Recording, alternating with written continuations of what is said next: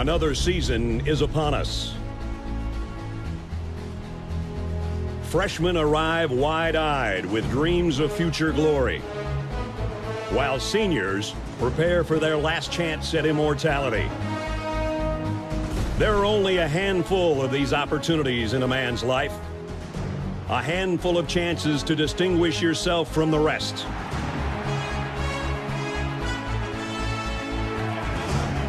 It's on these fields where history is made, where legends begin and heroes triumph. Traditions tell the story of what you represent, of those that forge the legacy you uphold.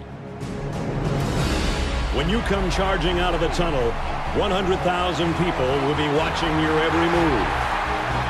How you respond to that pressure is what defines you.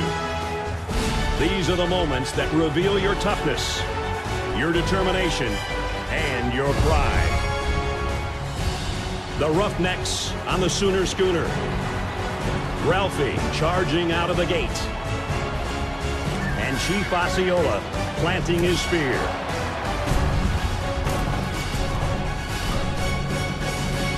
The time has come. Your time is now.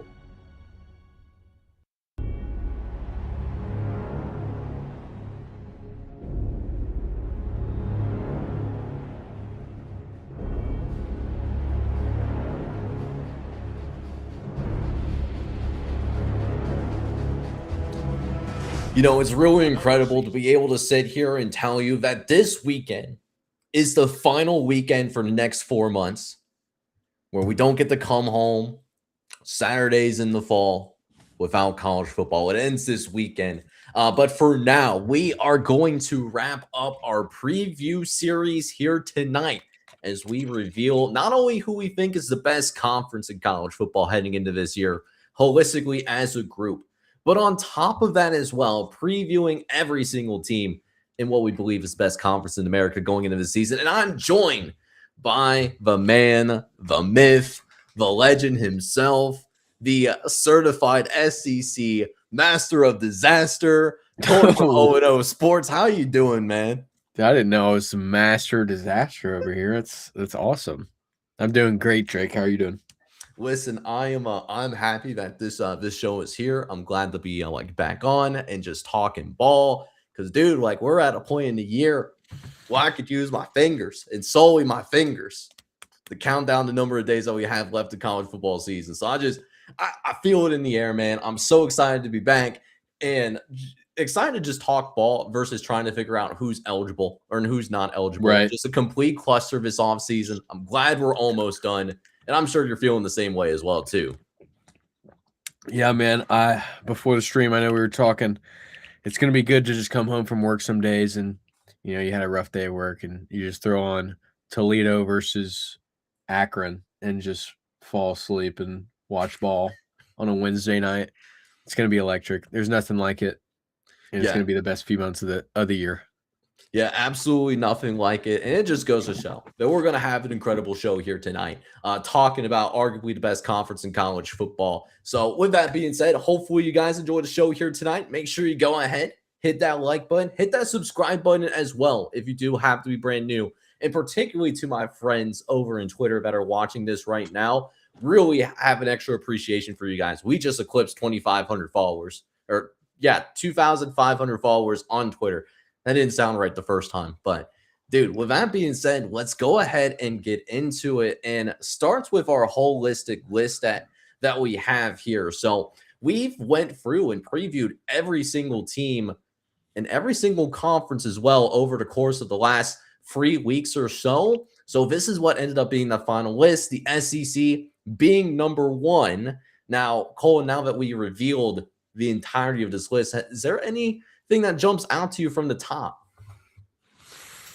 From the top, I mean, we were talking about Power 4. I understand. Big 12, ACC, it's a toss-up. I mean, I feel like the top of the Big 12 is probably a little bit stronger than the ACC. I mean, you have Texas Tech and Miami as the two figureheads of those, but I'd probably take BYU maybe over a couple of the top ACC teams. Big 10 and SEC, I mean, we have this conversation all the time. SEC's deeper, maybe on paper than the Big Ten, but the Big Ten, you know, past 3 national champions. They have the Ohio States, the Oregons, the Indianas, the Michigans, the USCs towards the top of the country. But you know, I have no problem with SEC over Big Ten here. I really have. I like our list a lot. I don't mind it at all. At all. Yeah, and I mean, like we are getting some great feedback early on. I mean, we got another bona fide expert in Tampa 2 college football who can join us here tonight. But you know, definitely like knows a thing or two about the SEC. Being down in SEC country, he agrees with the ranking, which means clearly we actually may know a little bit of ball because, believe it or not, maybe we do watch the games a little bit. Isn't that a crazy thing to think about? Yeah, as our SEC homer, it's good to get that affirmation from good old AT Tampa 2 college football. Yeah, so definitely appreciate the words of affirmation. And as for the rest of the rankings, like we're seeing some feedback out in the live chat as well. The MAC having, for example, like a real argument for being ahead of maybe the CUSA. But with that being said, like now that we have the consensus rankings up and ready to go, like let me know what you guys think down in the live chat or in the comments. Like what conference things a little too high, too low? Definitely let us know down in the like the comment section below. But with that being said, man, let's go ahead and get into the cream of the crop and why we are truly here tonight. And that is talking about the SEC, talking about these conferences holistically heading into this season. And so it starts basically off like this. You know, we got everyone's favorite app on the program. You know, Reed don't got that up, but Nope. we're going to start from the bottom and work our way up. And with that being said, I mean, Colin, I know you're getting ready to say something. No, I wasn't. I was. Let's go. Let's go. Let's go. Bar fight. Yeah, absolute bar fight. We're probably going to have some bar fights by the end of this, because I know like me and you shared your SEC personal rankings in the past, and I have as well. And yeah, we're definitely going to have some disagreements, which means we're going to have a great show. Oh yeah. So nothing better than disagreeing with the homies about ball. Yeah, gotta disagree with the homies every once in a while. No group think here, as Jake would always see. Yeah, you're gonna see some blasphemy for Sir AT, like especially with a certain team that maybe resigns in this conference. But I'm curious to see if we disagree on this or not as we go ahead and start at the very bottom here. So for me, at number 16, to kick things off here, I do in fact have Arkansas rounding out and being at the very bottom of the SEC to start this season, right? Because here's the thing. I look at Ryan Silverfield for holistically, and I look at him along like these new coaches that just came in, whether it be a Alex Golish from Auburn or whether it be a John Summerall from Florida. I look at Ryan Silverfield as being maybe the less likely to succeed. He did a fine job at Memphis, but he didn't really elevate that Memphis program to a degree, right? And so now he goes to Arkansas, who I kind of view similarly from a program perspective than Memphis, in a much tougher conference. So that is something that I am worried about off the top. And then to go off of that as well, one of the things that I will say too is this Arkansas team, like they knew how to score last year. That was not the issue with Arkansas football. The issue with them was that they couldn't play defense. And I'm not convinced that they really improved enough defensively to say that there is tangible improvement here. And I'm not worried the offense isn't where it needs to be. So I had very low expectations for this Arkansas team heading into the season for that reason. But I'm curious to what you think about this Arkansas team as well, though. Yeah, I am on the same page as you, Jake. I have them as my last team. Are we doing records for this as well, or are we just going team by team? Yeah, we are. I completely forgot to mention like the records. So I'll toss mine out real quick. So I had them going 2-10 with an 0-9 conference record because they play 9 conference games now. Yep. Imagine that. Yep, I have them just slightly above at 3-9, 1-8 in conference. I have them getting 1 win in conference. Let me check actually who that is because I think I forgot at this point. Yeah, because I was gonna say, Ooh. well, Tennessee at home in week 6 is who I have. So hot take there. Yeah, a lot of what you said in that at Memphis, even though they're one of the most talented teams perennially in the group of 6 and in the American, just didn't quite get to where maybe you should be with that kind of talent level. And then when you're talking about talent level, making the jump, Ryan Silverfield making the jump from Memphis to Arkansas. Arkansas this year is bottom 2 in the conference in blue chip ratio. So they don't have a ton of talent at their disposal. Even less so than, or I mean, comparatively more than he had at Memphis, but compared to what conference he's coaching in, towards the bottom of the conference in terms of talent.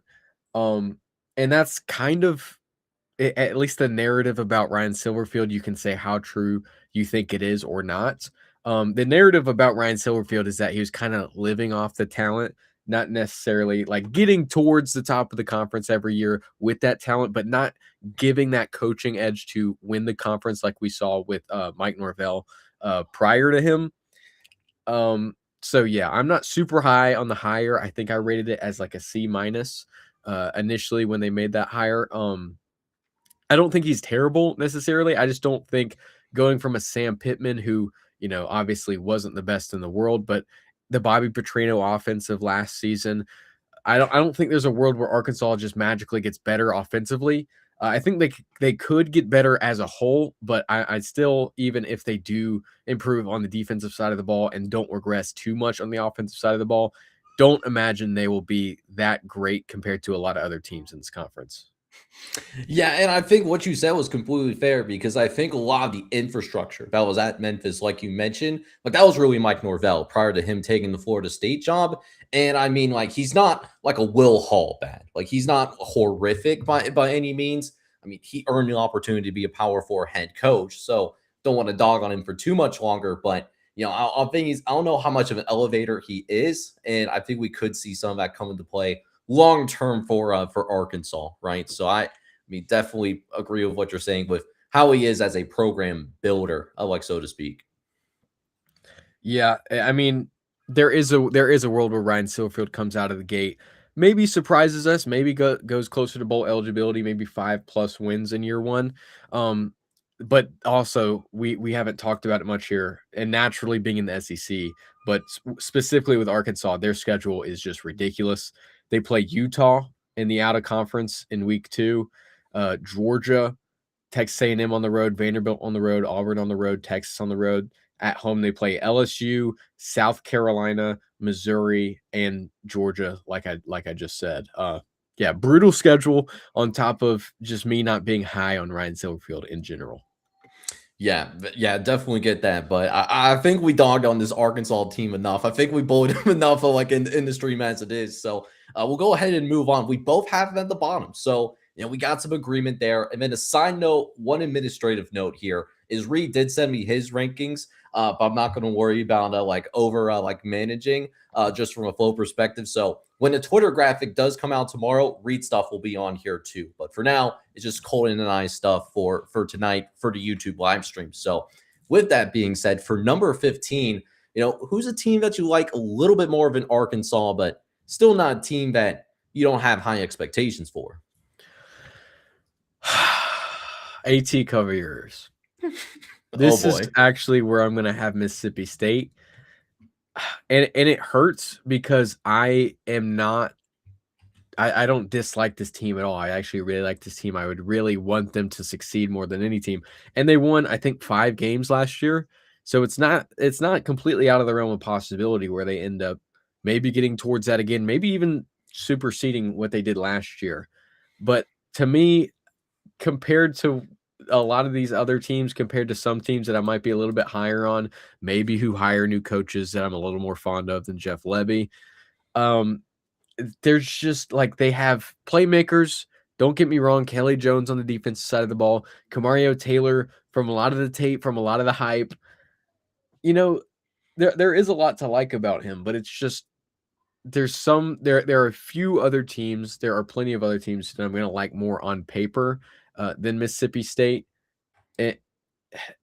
man, I I don't want to be mean. Like, I really like this Mississippi State team. If I'm going to be wrong about one of these teams, I would want it to be Mississippi State. Not even because AT's my guy, but because I just like Mississippi State. Mississippi State is awesome. But yeah, I'm just like from a roster perspective, they had playmakers, but almost every team in the SEC is going to have at least a couple playmakers this year. So it's not like we're talking about the American where a couple guys, sorry, no disrespect to the American, but like a couple guys on either side of the ball could make the difference between two extra wins from what I'm projecting. I like Fluff Boswell at running back really gives me a lot of hope for this team. Like I said, they have playmakers. I just don't like how their roster stacks up against a lot of these SEC teams. And Jeff Lebby just hasn't given me a ton of faith. He hasn't, really done the job for me really as a head coach yet. And this could be the year where he turns it around. I don't think he did a terrible job last year. For all intents and purposes, I think he did relatively okay, but still, I'm just not super sold on him as their head coach. On top of that, I don't know if you want to get into their schedule, but they have to go on the road to Minnesota early in the year, which is I don't know why you would do that. Minnesota is not an elite team by any stretch of the imagination, but going to Minnesota is not going to be easy. They play South Carolina on the road, LSU on the road, Texas on the road, Ole Miss on the road at the end of the year in the Egg Bowl, Auburn at home, Vanderbilt at home, Oklahoma, Alabama, and Missouri at home. There is I have Mississippi State beating Missouri, and I think that's week 4, but I mean, Vanderbilt, I feel like it's probably going to be a toss-up. Auburn, depending on how they shake out, I think they'll be massively improved from last year. But Oklahoma, Alabama, Ole Miss on the road, Texas on the road, LSU on the road. I'm just going to pick those other teams compared to Mississippi State this year. Yeah, I definitely get that and understand where you're coming from. And here's my thing with Jeff Lebby. And I mean, you touch a lot on their roster. So when I put out my SEC head coaching rankings earlier in the offseason, I looked at Jeff Lebby within the confines of the SEC, and I think that he does have the most to prove out of any head coach in the SEC coming into this season, right? Because year number 3, it's a critical year, and it's a make or break year, I think, in terms of whether Jeff Lebby should be the guy long term or whether Mississippi State possibly should go in the other direction. I mean, 7-18 is just not going to cut it. It's not going to cut it at a lot of places, and it's definitely not going to cut it at Mississippi State. That does have a relatively rich history. The one thing that I do think works well for them, and this team did win 5 games. They were in a couple of close one-score losses. Like they should have beat Texas, for example. They should have beaten a team or two. So for them to finish 7-5 last year in the regular season isn't too crazy of a thought. But at the same time, this schedule is absolutely brutal. And you talk to the Pacifics, but just what my internal metrics are showing with Mississippi State, like I have them as having the 3rd toughest schedule in all of college football. It's an incredibly brutal schedule, not only with the 9th conference game, Minnesota, that's a solid football team as well. Like we agree consensually, across the board that Minnesota, we're expecting them to be a bold team as well. And they have to travel to Minnesota. This is not Minnesota coming down south to play that game either. So even though I think this team actually is better on paper than last year, I do like the additions that they've made, especially to help out Kamario Taylor in terms of having that additional success. I don't think it necessarily shows from a record perspective. So I'm a little bit higher than what you were, Colton, on this team. I had them finishing 12. I think this is a 12th place team in the SEC. I do think that they win a couple of games in the SEC. I think they beat Vanderbilt at home, and I actually think that they can beat Auburn at home as well, even though Auburn might be favored coming into that matchup. So that's not crazy. That's not crazy to say that. Yeah, which did you have 3-9 in one? Yeah, game? I actually did have that exactly. Okay, I didn't remember what you said because we have a little pea brain sometimes over here, but yeah, that's kind of what I'm doing for Mississippi State. I think they're a better team than last year, but I don't think the record reflects that. And whether that means we see a new head coach at Starkville in 2027 or not, we'll just have to wait and see. No, for sure. I can't say how much I want them to succeed. Like I said, if there's going to be a team that I'm wrong about, I would want it to be this team in Mississippi State, at least in the SEC. There might be a couple other teams I'm fond of, but Mississippi State probably of this bottom half is probably going to be the team that would want to succeed the most. Yeah, but I will say this as we go ahead and I'll like keep it rolling here is I still have my number 15 spot open, and I'm curious to see how you feel about this particular team. So this is where I do have Vanderbilt coming in as my number 15 team coming into this season. Like Clark Lee as a head coach, I think the last couple of years, I think he's done a tremendous job in terms of turning things around at Vanderbilt, right? Because Vanderbilt has been a hard place to win at, especially pre NIL. Here's the deal, though. Those 2 years of success, Clark Lee's 2 best years at Vanderbilt, it included Diego Pavia and it included like Eli Stovers. Like that is a very tough combination. That was one of the best like quarterback tight end duos in the SEC last year, and one of the best players that Vanderbilt has had in that program for a very long time. And both of those guys are gone. So my thing is, I'm really questioning can Clark Lee come out and sustain success? I think Clark Lee is a solid head coach. I think he's even a good head coach, but you go from somebody that has a ton of experience playing college football in Diego Pavia to Jared Curtis, who we assume is going to be the starting quarterback of this team. He's a true freshman. He could be really good. He could be absolutely special. But man, the SEC is just so incredibly difficult to win in.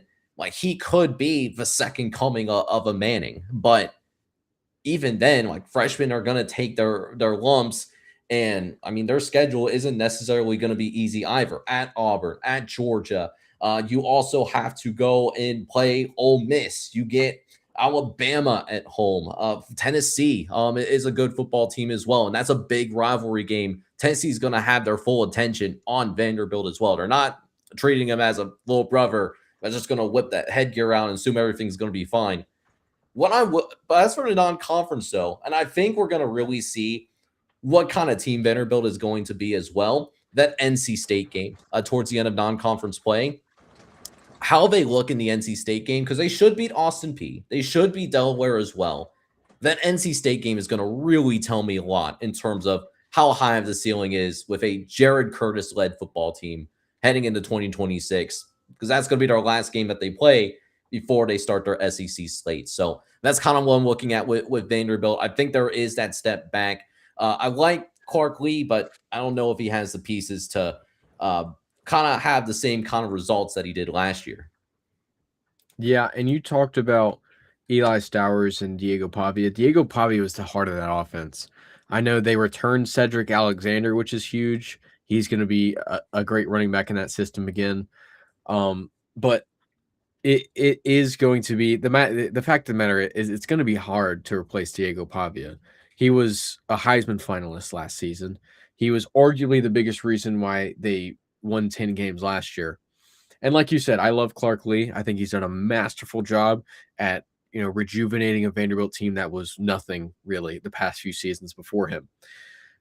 But replacing Diego Pavia, they do retain some key weapons on the offensive line at running back, like I said, and you get the best player in last year's high school class in Jared Curtis. I think he could be very good, but it's just a matter of, do I trust a true freshman quarterback to replace Diego Pavia, who was in his 4th or 5th year, I can't remember exactly, of college football. A true veteran, a dog who's willing to fight for extra yards, he take the hits, withstand that grind of that SEC schedule. I don't know if I can trust, although Jared Curtis is talented and he does have a good frame at quarterback. I don't know if I can trust him to do all the things Diego Pavia was doing on top of just being the elite athlete and the good overall quarterback that he was.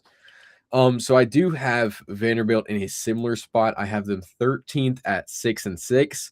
I think this team overall is going to be built a little bit better than some of the teams that I have below them. Enough so to where I do trust that Clark Lee will be able to lead this team back to a bowl game and go 6-6, 3-6 in conference. All right. So, I mean, you already have, so we're projecting to see probably like 12 or 13 like teams that like go to a bowl game this year with, I mean, like Vanderbilt getting some bowl eligibility love at the very least. So I Yeah. still think that'll be a solid year given what they lost. Oh, for sure. And I didn't even talk about it. On the defensive side of the ball, they return a bunch of key athletes, guys that, if all shakes out, maybe if they go towards closer to 7 or 8 wins, could end up in all SEC territory. They have a ton of experience returning on that defensive line, especially Miles Capers is like the biggest guy on that side of the ball. 5 sacks, 9 tackles for loss last year at linebacker. They have Brian Longwell and Nick Rinaldi returning, who combined for over 15 tackles for loss. So there is a lot to like all around. I really think the defense is probably underrated, if not just completely like far and away super talented. Definitely a ton of experience returning, which is a plus when you lose the type of talent that we talked about on offense. Yeah, absolutely. So Vanderbilt will be an interesting team to keep an eye on, just in terms of can Clark Lee sustain success long term. I think that's something that's going to be a really underrated storyline within the SEC. But in the meantime, there is a team out there that you have a little bit more love for Vanderbilt than I do. So I see you have that 14 spot open. What's that team that maybe you don't love as much as Vanderbilt, but you at least like view them a little bit more highly than Mississippi State heading into this fall? Yeah, this is gonna be where I have Kentucky. And this is actually I might honestly have a little bit more love for Kentucky than Vanderbilt. It's just a matter of Kentucky on paper is going to play, I believe, either the first hardest or second hardest schedule in the country this year. Obviously they hire Will Stein, the offensive coordinator formerly from Oregon. They bring in a ton of talent, a ton of production from the transfer portal that I'm super happy with. Kenny Minchie at quarterback is a guy who I think has characteristics similar to a Jalen Hurts, formerly obviously of Alabama, Oklahoma, and now in the NFL for the Eagles. And overall, I just really like the offensive scheme that Will Stein has produced at Oregon the last few years. So I'm super high overall on this team. But obviously, like I said, they play a really tough schedule. To me, 5-7 is the perfect first season for Will Stein. This would be everything clicking exactly how it should be, which is unfortunate because I think this team will be record than that 5-7 overall record shows. But to get into this schedule for Kentucky, Alabama in week 2 at home, albeit Texas A&M on the road, South Carolina on the road, Oklahoma on the road, Tennessee on the road, Missouri on the road, and at home Louisville in the rivalry game, Florida, Vanderbilt, LSU, and then like I said, Alabama in week 2. Yeah, and I mean, like, I don't have like I'm right there with you in terms of where this like Kentucky football team is. I had them at number 14 as well heading into this season. And I mean, my personal metrics have them at number 4 just in terms of strength of schedule. But I mean, definitely in that top 5, like heading into this season. And a really interesting point that you made for Kenny Mitchie in particular. I mean, Kenny Mitchie lost the quarterback battle last spring to CJ Carr, but it wasn't because Kenny Mitchie was not a starting caliber quarterback at the power 4 level at all by any means. I mean, CJ Carr is a dog, right? So him losing a quarterback battle to that kind of caliber of player, like that's not the worst thing in the world for that Kentucky football team, right? Kenny Mitchie, it's just a matter of can you put it together on the field. I do think one benefit for this Kentucky football team is I do think they're going to have a good offensive line. I love what they brought in through the portal. Lance Hurd, Colton Price, Taj Bola, all playing at Power 4 schools last year. So I think for a team that's in our bottom quarter, like they're going to have an offensive line that's going to allow them to compete. Really, the question for them, like if anything, is Will Stein is unproven as a head coach. We know he's a good offensive mind. We saw it at Oregon. So what does he look like as a head coach? Because we've literally never seen him coach before, right? Is he going to retain those head coaching duties? Is he going to be more of a CEO type? Like, what's that going to look like heading into this season?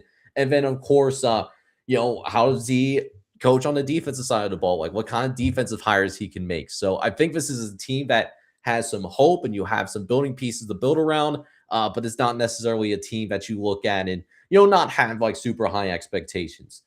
If they do end up going to a bowl game this year, or at least on the verge of a bowl game, I think that's a really successful season. But I think they do take their lumps here in year number one under Will Stein. But you could see the vision. It's going to be that kind of year, right? So I'm a little bit lower on them from a record perspective. I got them going 3-9 overall. But I do think that they get those building blocks, they get some experience, and then 2027 and beyond, that's where I look at as a team that, could really make some noise moving forward. Yeah, and they're a team who's, not historically super amazing, but they've had pretty decent seasons formerly under Mark Stoops. So I think it's going to be a scenario where if they don't have the greatest 2026, that they at least, like you said, lay those building blocks down to where maybe 1 or 2 years down the line, they're able to put together a season, maybe with a less, gauntlet of a schedule, maybe go 7-8 wins. But personally, yeah, I like you said, the offensive line is going to be pretty great. Defensively is a big question mark because we don't really have a great idea. They undergo a large haul in the transfer portal. But a name I didn't mention is CJ Baxter, who going into last season, before I believe he underwent a huge injury, was projected to be Texas's RB1. So if they can get that running game going, if they can get Kenny Minchie some good looks and some good protection, I think this offense could be potentially at least towards the top half of this conference. And if that's the case, I could definitely see them hitting my win total of 5 wins, maybe even going higher, as long as the defense isn't, terrible.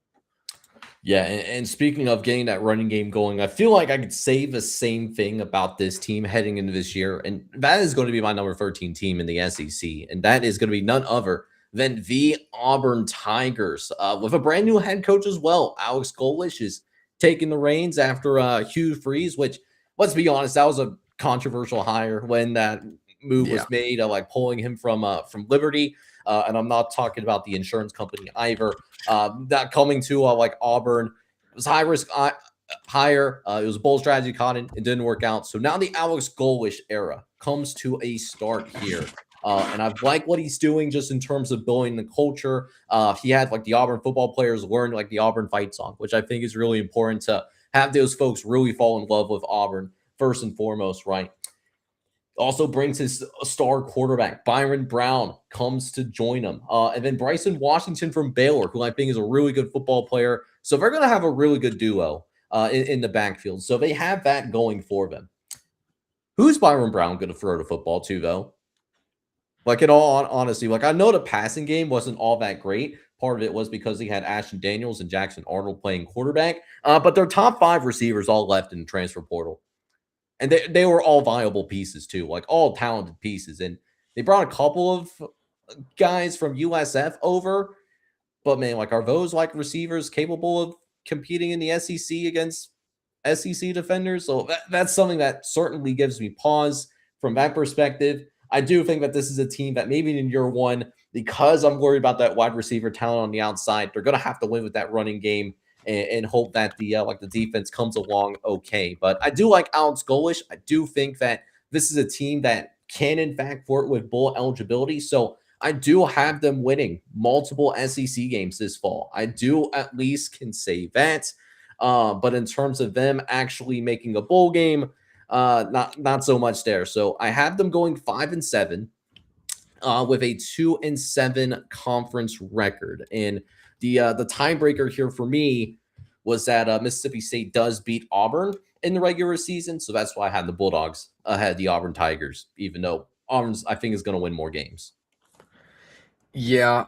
I'm going to be a little bit higher on Auburn overall this year. I have them going 6-6, 3-6 in conference.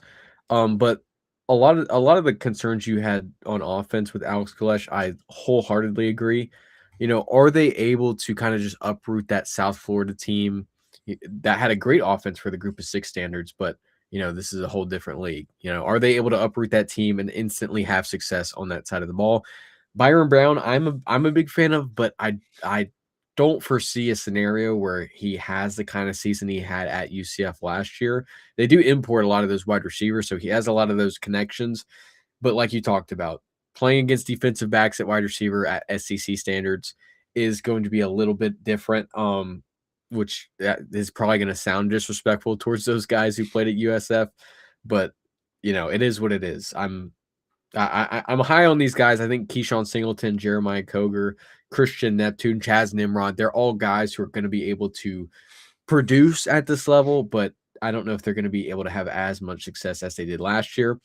The biggest thing for me is Byron Brown as a runner and their running back room. If they're able to be efficient on the ground, open up holes, potentially generate explosives through the running game, that is a scenario where I could see Auburn vastly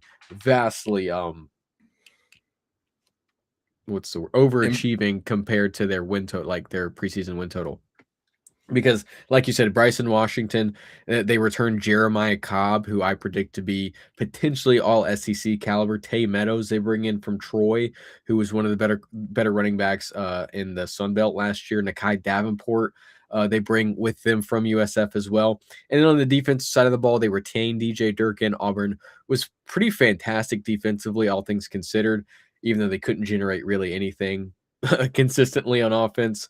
So defensively, and I also think they might have the best defensive player in the country in Xavier Atkins, which might be a hot take, but if Auburn was a serviceable team, if they were a bowl eligible team, I think a lot of people would agree with me.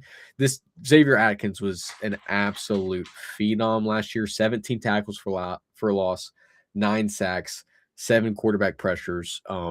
Yeah, this guy is phenomenal. I think he's probably going to be an All-American type of player this year. Defensively, I'm not really worried about this team at all. And with that, you would think I would have them a little bit higher because of how good that offense could be, but I'm not necessarily going to predict based on what I think a team could end up being.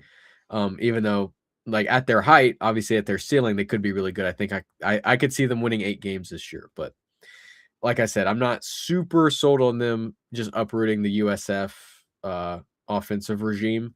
Even though I do like Alex Galesh, I like DJ Durkin as a coordinator, as a defensive coordinator. But overall, just there are teams in this conference that I like a little bit more. Yeah, and I definitely agree with the aspect of Auburn. Like, I think they do have a relatively high ceiling. I think this is a team where I think if everything does click on both sides of the ball, there is, I think, a best case scenario that lays out there where they can win 9 games even. Like, I could have them as a 9-3 team as the ceiling. But at the same time, though, it's, I'm not ranking these teams either based upon, like, what's the best case scenario for them. It's basically what I view them from, like, a baseline, like if it's a neutral result for every team. That's kind of how I'm viewing everybody. So, yeah, I'm right there with you. Could surprise a lot of people, and I have some faith in Alex Golish. It's just a matter of, like, man, like, that receiver room all has to come together because they're too one-dimensional. That could be a worry, and that could be a concern for them and could ultimately hold them back in debut season of Alex Golish. But we're getting ready to get to the top 10, though. But before we get into the top 10, I mean, we got to break out that number 11 team in the SEC, which for me, I am going to have the South Carolina Gamecocks. Okay, so South Carolina here, and let me say this about the South Carolina team. I'm aware of the high-end talent, okay?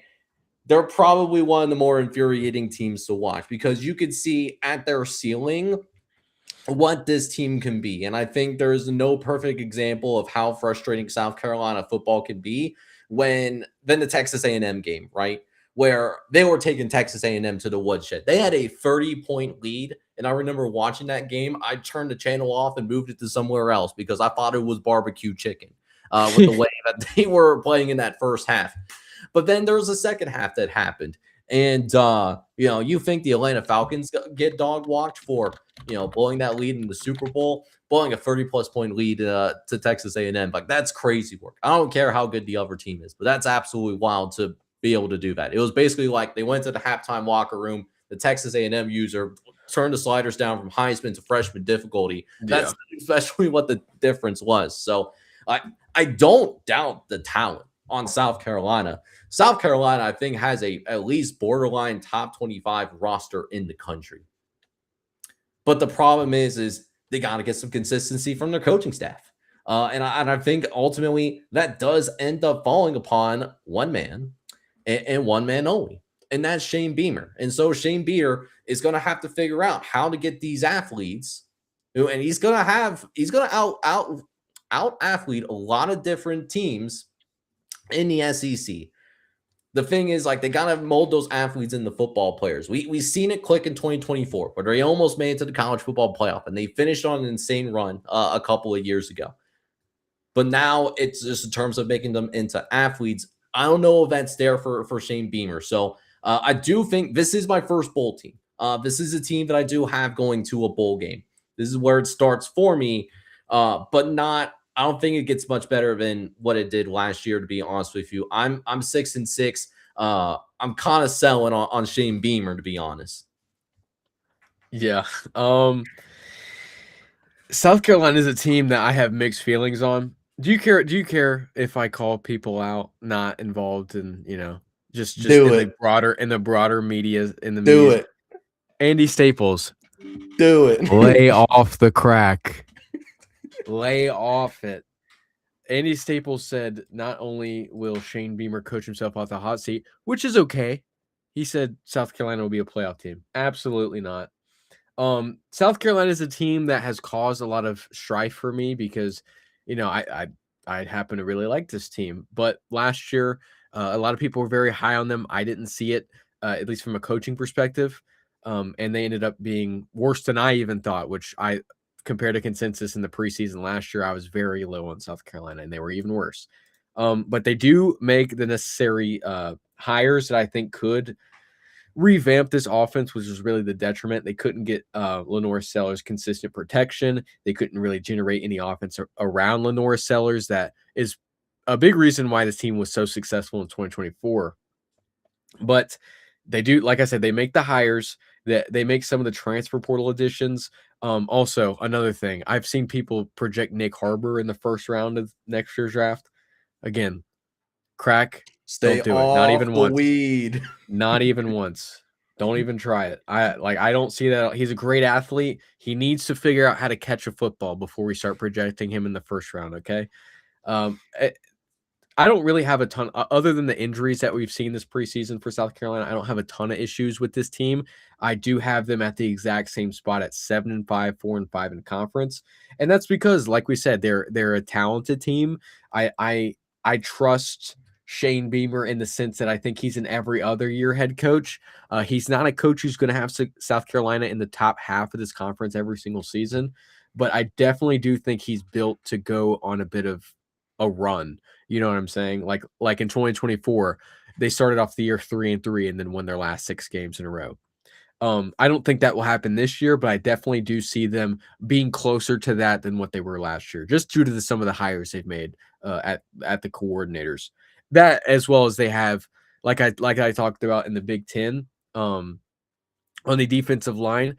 If you have game wreckers, you're gonna be in any game. There's going to be a game against, maybe an LSU, a Texas, a team who's wildly power rated above you, where you have those game wreckers defensively who can generate turnovers potentially, or just absolutely affect the quarterback, throw him off the game. You can't run the ball consistently for whatever reason. And now it's, a pretty even ball game when, one team is massively way out talented or way out projected on paper. And that's Dylan Stewart. This guy, I don't even think I need to say it. I think we all kind of understand how good Dylan Stewart is, but last year kind of had a down year because teams were able to focus in on him a little bit more without, I forget the guy they had in 2024 on the opposite side of him, but was a stud edge rusher as well. But this guy is going to be a dude that's going to have every offense coordinator circling in the tape and in the game plan before they play South Carolina. Dylan Stewart, you have to account for him. Having a guy like Dylan Stewart is going to keep them in ball games. And also, they have just a ton of talent all over that defense. The biggest thing for South Carolina, in my opinion, when you think of Beamer ball, you think of special teams. They lose their special teams coordinator to the NFL this year. That's going to be huge if they take a decent step back, because South Carolina, the past few seasons, has always had pretty decent special teams units. If they take a massive step back, this could be a big regression spot for South Carolina. But overall, I'm not necessarily projecting that they'll be bad on special teams. But yeah, that's Have I said enough? Have Yeah, I said enough about this team? I yeah, think it's I essentially covered all my like bases. I mean, like the roster is good. Like it's just the coaching that has to bring it together. Like Right. it's really what it barrels down to at the end of the day. It's like if Shane Beamer can figure out how to turn these athletes, and a perfect example is Nick Harper, who I think like athletically, I mean, like he's one of the best athletes in the SEC, which is saying a lot. But it's like, can he learn how to catch a football, and can those coaches work with him? And there's a lot of cases like that on the South Carolina roster everywhere. So like the power rating models and like FBI like love them. It's just in terms of does that translate to results is Right. really what it leads to. But speaking of results, we officially made it to the top 10, man. So as we get into like number 10, who was that team that you have just ahead of South Carolina, like coming into this year? Yeah, and unfortunately for you, Jake, this might be my controversial pick of this entire video. My most controversial pick. This is where I have the Ole Miss Rebels. And Mm. I have a lot of great things to say about Ole Miss. They, of course, bring back Trinidad Chambliss, who was, all world at quarterback last year, really burst onto the scene, was obviously at the D2 level before coming to Ole Miss. They return Kuwan Lacey. They add a few key pieces on the defensive side of the ball that I'm, somewhat high on. But to me, Ole Miss was a team that was very good last season. It's really when they hit that postseason where guys like Trinidad Chambliss made a name for themselves, and they had a great coaching performance on top of that. They of course lose Lane Kiffin, which could be a good thing, could be a bad thing for them. Obviously, he's probably the best head coach they've ever had in terms of just pure wins and losses and winning percentage. But you lose a guy in Charlie Weiss Jr., who I thought was so phenomenal down the stretch, especially in the postseason. With situational play calling, I think there were a few times when Ole Miss felt down and out, maybe on a possession, and they made something out of nothing. And I think Trinidad Chambliss is a lot he had a lot to do with that. But to me, losing the coaching and then who they elevated to head coach and their defense coordinator from last season, Pete Golding, it just doesn't do a lot for me, even though they do retain a ton of talent. I definitely think they'll be good, in that I have them going 7-5, 4-5. But to me, they're going to take a step back on the offensive side of the ball, despite what they retain. And defensively, they weren't super strong throughout the season last year. I know in the postseason, they definitely stepped up, but I'm not going to predict Ole Miss to play all year this year like they did in the postseason last year. Obviously, a lot of people are going to point to Pete Golding leading this team throughout the postseason. To me, that's it was Lane Kiffin's team, and it was the blueprint was there to kind of have this push, and maybe that added motivation. Lane Kiffin leaving, maybe it didn't. I could be easily wrong with this. I know that obviously this is the hottest take I'm going to probably have in this entire video, but yeah. From a roster standpoint, I don't have a ton to dislike here. I just don't think they will be super elite, both with what they lost and guys like Prince Will and Uman Mielen, who's one of those game-wrecking type of talents that I was talking about, and a guy like Dylan Stewart. And two, on the offensive side of the ball, now that they lose Charlie Weiss Jr., and now that Pete Golding is the head coach here, when Lane Kiffin was definitely more offensively minded than a Pete Golding. All right, so this is where we go ahead and start the bar fight here. And AT, if you're still watching, I need you to cover your ears real fast, buddy. So let me say this about this Ole Miss football team, and I understand that you're essentially dealing with a first time ever like head coach. I understand that he was an interim head coach, right, for the like the playoff, because they needed somebody for the playoff. Here's the thing though, and I know last year it was Lane Kiffin's team, like he put that team together. It was his offensive staff, like those are all valid points. Pete Golding found a way to beat Georgia in the college football playoff, and that's not nothing.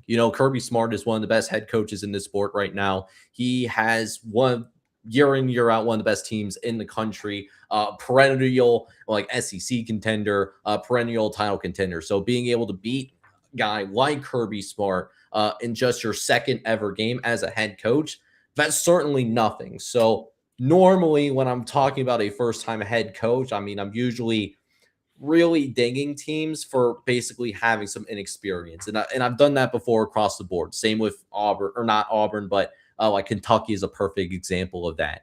Uh, I'm giving him the benefit of the doubt, and I think the team is in place to where they could be in the hunt to win the SEC. I have them winning 10 games, and I have them kind of in this logjam of teams that are going to have multiple SEC losses. And that's kind of really like, I guess, one of the warmer takes that I have, besides the fact that I just put Ole Miss in my top three.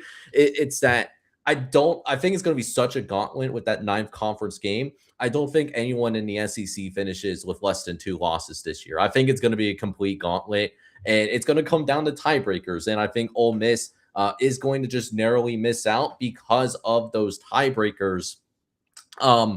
I think they have the best backfield duo in the country with Keelan Lacey, and they also have Trinidad Chambliss. They also, yes, they lost some key pieces on the defensive side of the ball, but they reloaded on that side of the ball through the transfer portal, and Pete Golden is still a good quality defensive mind. So an elite quarterback paired with I think it's still going to be a good defensive unit to a very good defensive unit. I think that's going to be a recipe for success this season. So I think Ole Miss.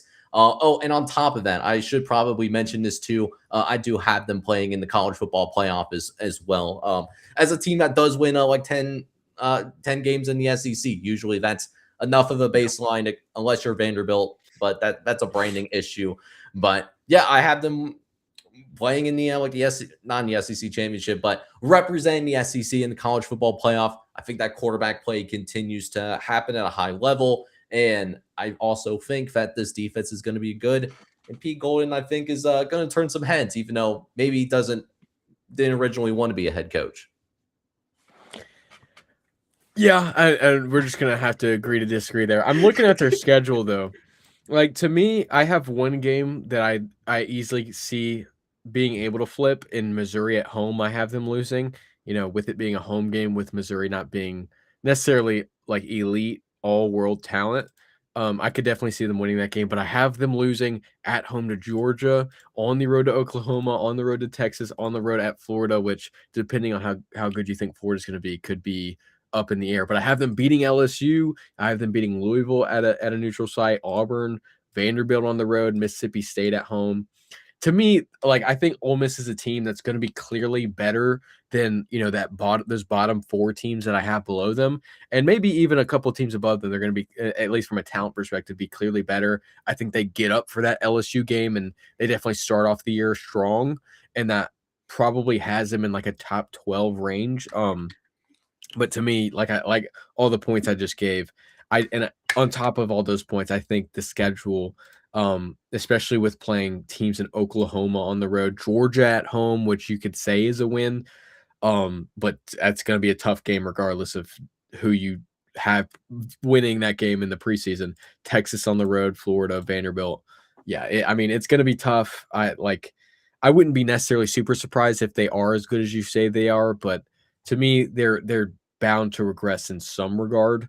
I definitely think without some of those coaches that this is the year that we would see that, but they're still a team that's capable of maybe next season, in my opinion, getting back up towards 9+ wins. But yeah, I'm going to be much, much lower if the graphic didn't suggest that enough on this Ole Miss team. I do want to mention though, before I move on to my number 10 team, is that listen, it's the SEC, which as the SEC fans will tell you, every game is a struggle and every game is a grind. But your toughest games are probably LSU at home and Georgia at home. So that's something that you're looking at that's positive. They do only have 4 road games, so they have 5 home games and 4 road games. So that's favorable, from the aspect of conference play. And then 2 of those is Vanderbilt, who we already revealed, and then Florida, who we haven't revealed yet, but we might have some questions because John Summerall is coming up from the G6 ranks. So Texas and Oklahoma can be tough, and those are the 2 losses that I do have, is them losing to Texas and losing to Oklahoma. But I do think that they at least hold serve at home, and I think that they can handle themselves. But listen, we're going to agree to disagree here because we got quite a bit of a gap here, and I have a feeling this is not the only time that we're going to get there, because my number 10 team, which is not Ole Miss, I went in a little bit of a different direction. I kind of alluded to it earlier.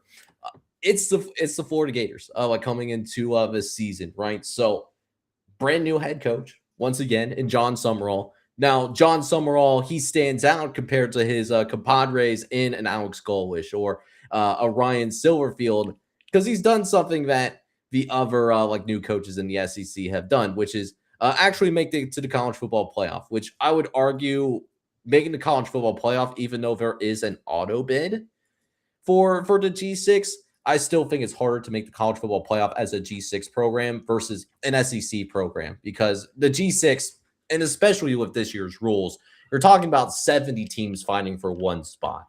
Whereas if you're in the SEC, if you finish even fourth or fifth in your conference as an SEC guy, like you're still going to be in the hunt even with losing like 2 or 3 games. So there's a little bit more of a margin of error. So I want to give John Summerall some flowers there. The thing is for him, and I think this is the big question, not only in the short term, but in the long term as well, is that there's been some turmoil here at Florida where it really just seems like ever since that Urban Meyer left this Florida football program, like they just haven't been able to get out of their own way. And they've had really talented rosters. They had a talented team last year, and they had an uber talented quarterback in DJ Lagway, who has all the physical tools to be an NFL caliber quarterback. It's just a matter of can they get that coach to really bring everything together, so to speak. Because they got some guys. I really love the Eric Singleton addition. They're going to have an underrated backfield as well with London Montgomery and Evan Pryor, who they brought in through the transfer portal from East Carolina and Cincinnati, respectfully. So there's certainly some intrigue on this football team. I think they're going to have the deepest backfield room. It's just in terms of, is John Summerall the right guy for the job? Because we've seen a G6 coach come up and be the head coach of Florida, and it didn't work out. Can John Summerall prove that he's different than Billy Napier? And can they also figure out how to replace 7 NFL guys too? That's another thing. So I do think that Florida does also make it to a bowl game. So another bowl team here on this list, same record as South Carolina. I have them going 6-6 with a 4-5 in conference play. Get some building block pieces in there, or they really are a elite football team maybe in a couple years from now. Yeah, and you touched on Summerall a little bit. If you haven't seen my content, if you haven't heard me talk about John Summerall, he might be my favorite coach in all of college football at the moment. Because dude, and this is speaking from a narrative perspective, but dude is a winner. In 2 seasons at Troy, he won the Sun Belt twice in both seasons. In last season at Tulane in the American, won the American Conference, made the college football playoff. I love John Summerall. I'm a guy who's been pining for Summerall to get a Power 4 gig for a while now. And this is it. Obviously, he's now at Florida. The biggest thing, obviously, is they also grabbed the Georgia Tech offense coordinator in Buster Faulkner. I think what guys in Billy Napier do, who Billy Napier was great at recruiting, great at acquiring talent, but not necessarily putting that talent in positions to win football games. John Summerall has proven he can do that. Obviously, we can talk about Billy Napier being successful in the Sun Belt as well, but those Louisiana teams were uber talented, not necessarily the most elite coach teams. But I do think Tulane last year was easily the best team in all the group of 6. To me, Florida has been talented, obviously, for years and years and years now without necessarily the results. This team won 8 games 2 years ago with Billy Napier as their head coach. I definitely think they're talented enough to just win football games. But now that they have a coach who is primed to win in a system, at least an offensive system that is primed to at least raise the floor, which I think Billy Napier was really did the worst job at, is raising the floor of this team. He kind of just hodgepodged a bunch of talent together and hoped they, talented their way to wins.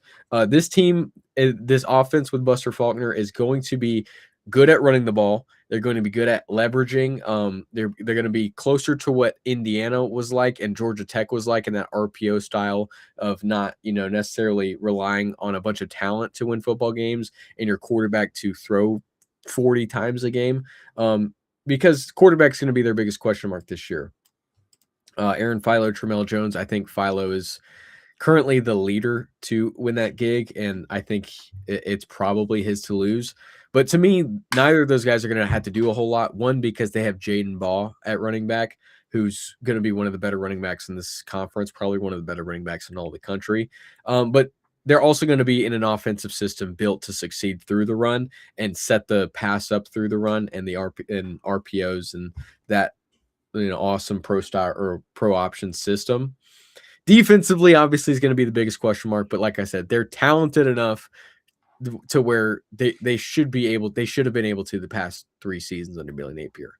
Talent to me isn't an issue. I think John Summerall has proven he can win. And I think this team takes a massive step forward in year one. One, because I think the coaching is going to be there. I have them all the way at 6th in the conference this year, 8-4, 5-4. Ironically, at the top of a log jam that I'm going to have of teams going 5-4 in this conference. Oh, all right. So then, hang on. Let me just make sure. So got them going handling business in non-conference playing, and then a winning record in SEC play, which I think would be obviously a step in the right direction here. And yeah, you're right. And the thing about Jaden Ball, before I go ahead and we get to the number 9 ranked team, for us collectively, is Jaden Ball is not going to even have to carry the ball that much because he is going to have some depth behind him too. So we're talking about an all SEC running back last season that's not going to have to carry 20, 25 carries because you got running backs behind him that can play as well and just generally going to be fresher throughout the season. Could lead to more explosive plays, and that would be good for a quarterback room that is going to be a little bit less experienced and I think downgraded from last year, which quarterback's best friend, running game and defense. They got the running game. We'll see if the defense is there, though. But hey, let's get into, as we get into the top 9, Bill. I mean, you love this Florida team, but I mean, there's a team out there at number 9 that you obviously don't love as much as this Florida Gator squad. So I'm just curious with what that team is that you do have ahead of Ole Miss, but maybe just don't love them necessarily, right? Yeah, this, like I said, there's going to be a big log jam here, obviously through the number 6 spot of 5-4 teams, or at least in conference play. It's not necessarily because I love or dislike a team more than another. I think they're all in the same territory. But like I said, tiebreakers and whatnot, it gets a little wacky. It gets a little wacky here. But here at number 9, at 8-4 and 5-4 in conference is where I have the Tennessee Volunteers. The 2 biggest question marks for Tennessee this year are going to be the quarterback position, obviously. They lose Joey Aguilar. They fail to retain him like an Ole Miss was able to do with Trinidad Chambliss. And now it's a question mark. George McIntyre, no real game experience. I know he's played before, but no starting experience, no big game experience. And then Faison Brandon, who's the 5-star true freshman behind him. That's a big question mark. And then obviously defense coordinator Jim Knowles has had a bit of a poor track record in year ones at programs. I know last year was specifically not his best performance as a defense coordinator in year 1 and his only year as the Penn State defense coordinator. But to me, there's literally nothing to dislike about this team outside of those 2. I don't even dislike necessarily the quarterback or Jim Knowles.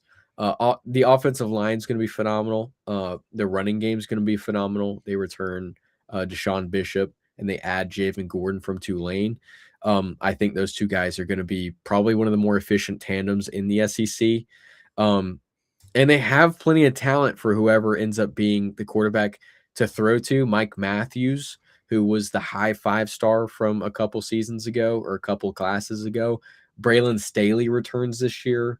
Ian Duarte is a guy they bring in who is very phenomenal at the FCS level. And defensively, they're going to have talent. It's not a matter of they're going to be poor defensively. It's just if they can be better than all right. which is the biggest question mark, like I said, with Jim Knowles. I really like this team a lot. I think they have the floor. I think they have the foundation to be really, really good, depending on if George McIntyre or Faison Brandon can, be very good. Like I said, I can't remember for who. No, like for Vanderbilt, I'm not going to be super high on a true freshman if that's who they end up going with. George McIntyre obviously is a big not concern, but a big question mark for me. He's another highly sought after high school guy.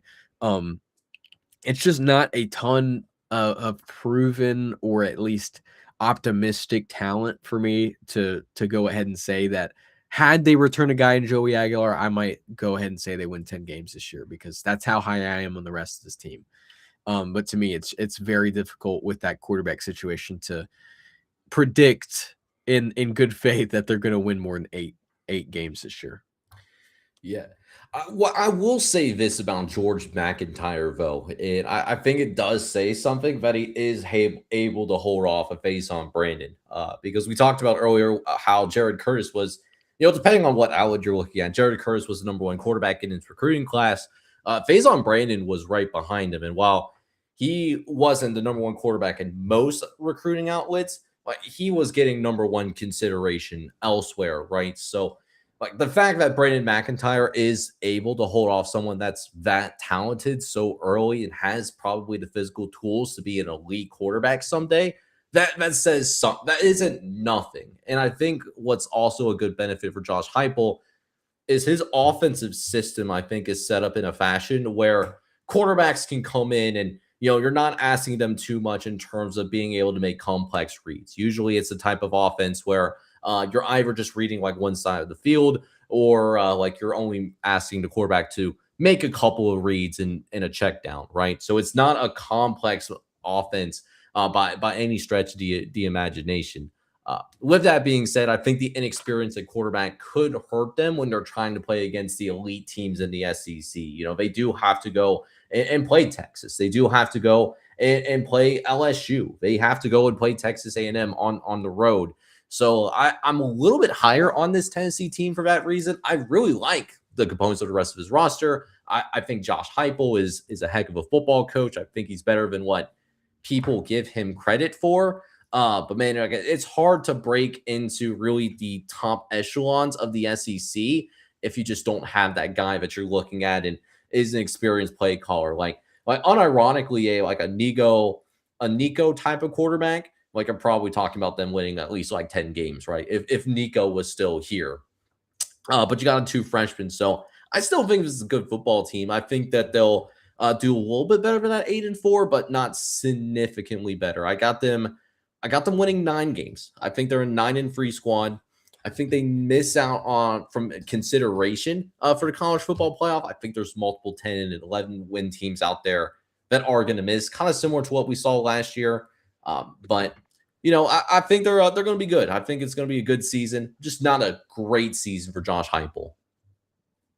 Yeah, and that's fair. You talked about the Josh Heupel not getting enough credit. I completely agree. I think offensively they'll be very good.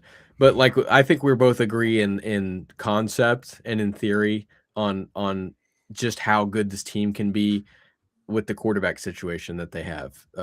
Obviously, we have it playing out practically a little bit different, but in theory, I think we agree here.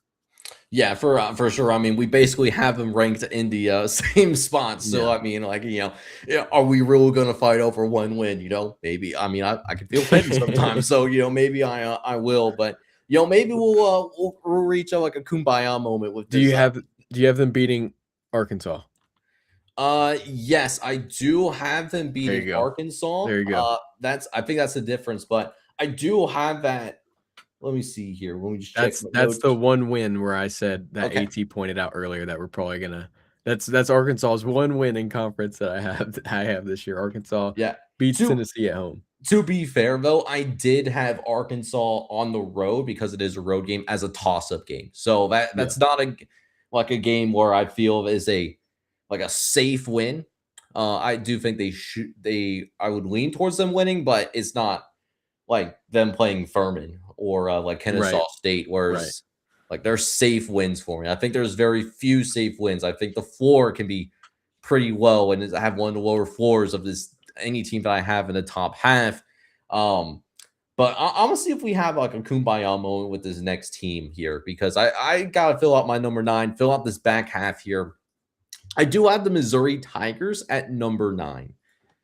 So I'm gonna start things out here, like thinking to myself, listen, like this is a football team that I do think legitimately is gonna have like some chip on his shoulder, and it starts at the quarterback with Austin Simmons.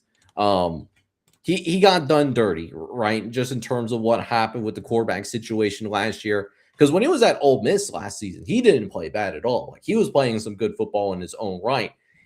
What happened to him was that he was the victim of, okay, he went ahead and he got hurt. Trinidad was on fire. He was on a heater. And so Lane Kiffin wasn't going to take out a quarterback that was on a heater. That's just not how he operates by any stretch of the imagination at all. And I also particularly love their running back, who's one of the best running backs in the country, in Ahmad Hardy, who got shot earlier in the offseason, but he's going to be back. If it's not like the first couple of games, like, he's eventually going to be back, okay? Like, we're going to see him play football yet again, right? So you got a really, really strong foundational type of running back here. This is what I'm concerned about with Missouri. I'm concerned about what happens if Austin Simmons gets hurt, because Austin Simmons does have an injury history now. All right. So not saying that he's injury prone, just saying that history is there in his first year of playing meaningful action, right? The backup quarterback situation is something that I'm really concerned about. And another thing that I'm concerned about holistically is that defensive line. You know, they lost multiple defensive pieces. Chris McClellan to the NFL draft. They also lose a Damon Wilson, who was a really good edge rusher for Missouri, to Miami. And so while I think like the offense, I think is going to be an underrated offense. Austin Simmons is going to have a chip on his shoulder, like Ahmad Hardy. We know he's going to do his thing. I'm worried that Missouri is going to be pushed around on the defensive line of scrimmage. So I think this is the type of year where we kind of see a typical Missouri team where I think they're a borderline top 25 team, but not necessarily a team you look at and remain in the top 25, right? So I have them actually going 7-5 with a 4-5 conference record. I think there's a little bit of a step back for this team like this year. But I'm curious to hear your thoughts on this Missouri football team, Bo. Yeah, I'm going to be a little bit higher overall. I really like the offensive line. I really like the coordinator hire of Chip Lindsey.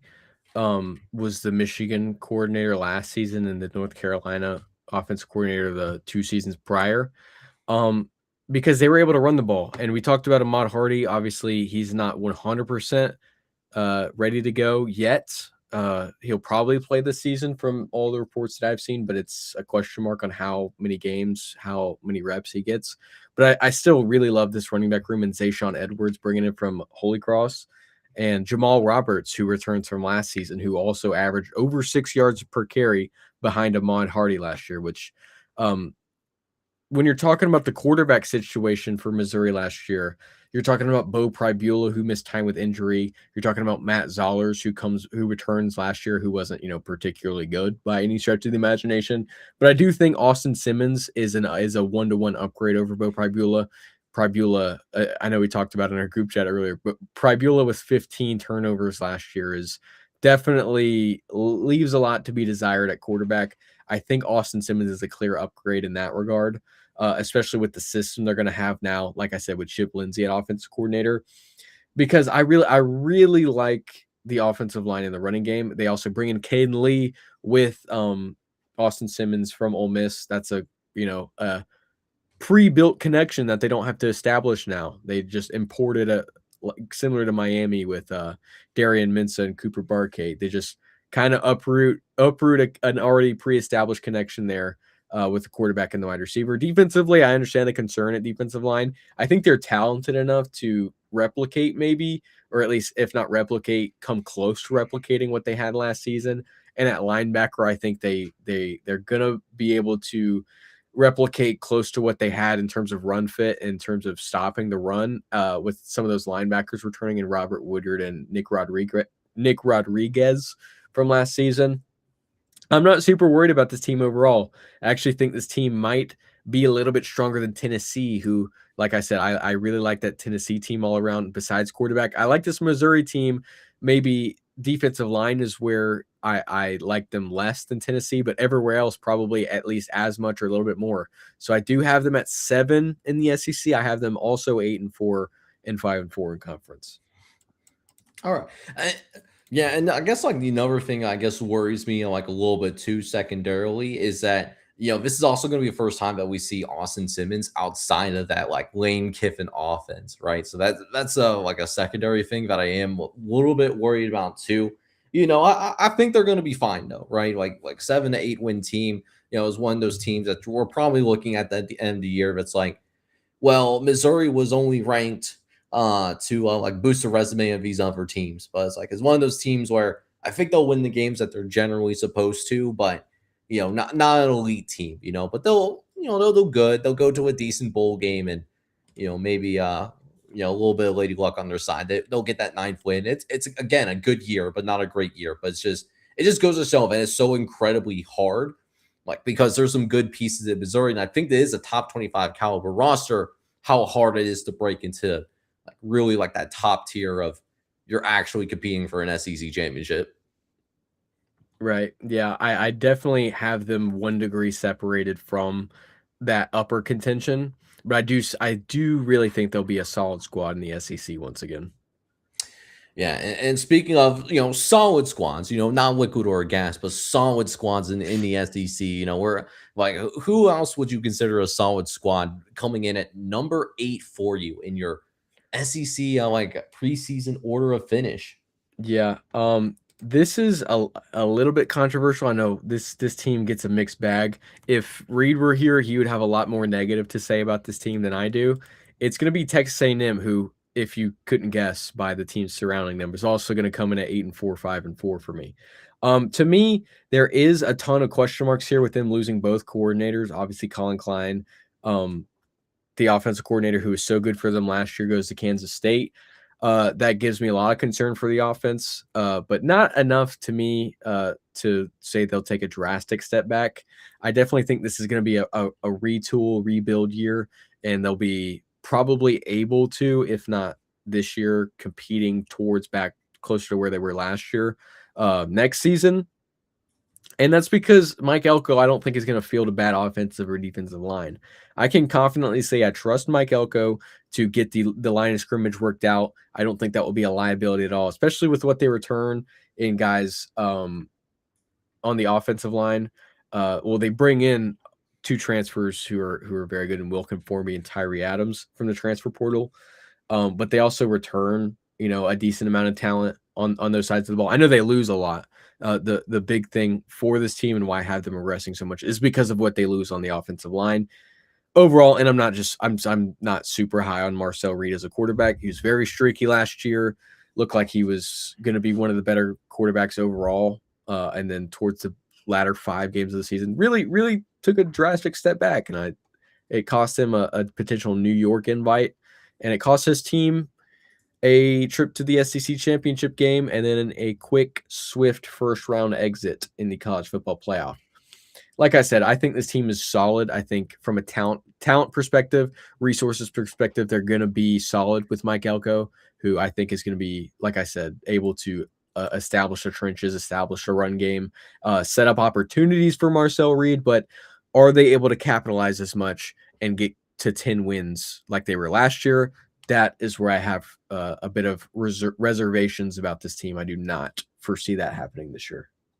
Yeah, and the thing about Texas A&M is, I like their quarterback Marcel Reed. I think he's like a really nice football player to watch. I like Mike Elko. He's done a great job coaching, regardless of where he's at, whether it was like dating back to being at Duke or whether he's at like Texas A&M right now. The thing with Texas A&M, it's not just even like the coordinators that they lost. It's just that I think their schedule is harder in conference play than what they've had to deal with last year. because even though they did win 11 games, it didn't seem like a team that was really tested for much of the season. And then they play a really good SEC team for the first time in Texas. They get exposed there, and then they end up losing to Miami as well, which that was, no harm, no foul. When it's all said and done, because Miami did end up going to the national championship game anyways. So I do think this is the team that also takes a step back, because I think the schedule is just harder than what we were expecting, what they had last year. LSU on the road is a really difficult environment. Alabama on the road is the same thing as well. And I could say the same about Oklahoma on the road. Those are really tough road games. And then I didn't even get into Missouri and South Carolina. They play those teams on the road. So it's not going to be a walk in the park for Texas A&M this fall when it comes to their SEC slate. So I do have them taking a step back. I still think that this is it'll still be a good football team. They seem to be, they've been a really popular pick just in terms of like a team that's getting a lot of love in terms of starting out in the top 10 and then being like the team that most likely falls out of the rankings completely. I don't know if they necessarily get to that point. But I do think that this is a team that is going to regress. And, they made the college football playoff last year. I don't think it happens again this year, though. I have them winning 9 games. It's primarily because of their schedule. They have, I would say, not an elite roster, but a very, very good tier 2 roster. I would say it's a top 10 roster in the country. Yeah. I 100% agree. They're going to be super talented. It's just a matter of in practice if they can put together the stretches they did last year and compound that off of elite play on the offensive line, considering the production they lose on that side of the ball. That's going to be it's going to be something to watch to see if Texas A&M can replicate some of their success from last year, even though they don't have those coordinators in place. As we get into what I have is my number 6 team, though. Like the number 6 team that I do have is the Oklahoma Sooners. We know about Moneyline Mateer, back with this team yet again. We're going to see if we have first half John Mateer or second half John Mateer, where it seemed like after he suffered that hand injury, he just simply wasn't the same guy. He looked like a shell of himself. And I think what could help him is just him not being Superman. Right, because he didn't have any help. I mean, he did not have a running game, and that was evident very early on last year when Oklahoma hosted Illinois State, which Illinois State, they turned out to be a really good FCS team. Went to the FCS national championship game and nearly won that thing. But when you're Oklahoma, you shouldn't be struggling to run the ball against Illinois State, okay? That should have never happened, and it never got better. So now you get into this year where Oklahoma has to have a little bit more offensive balance because it seemed clear that John Mateer cannot do everything. In order for this Oklahoma football team to come out and, replicate success from last year, which was make it to the college football playoff. And they did host a CFP first round matchup last year too. Defense, on the other hand, more of my question, I honestly think might be on the defensive side of the ball. I mean, they lost an incredible amount of talent at the line of scrimmage. Our Mason Thomas is no longer here. He goes to the league. Grayson Halden is no longer here either. He also heads off to the league. So that's a lot of really strong defensive linemen that they ended up losing in the transfer portal. And you still got guys like Taylor Lean that are still there. They also brought in Jay Cruel, who's a really promising true freshman alongside Kenny Ozulu. I just don't know if the defense is going to be the same. And their first half of the season, particularly September, particularly brutal at Michigan, at Georgia, neutral site matchup against the Texas Longhorns too.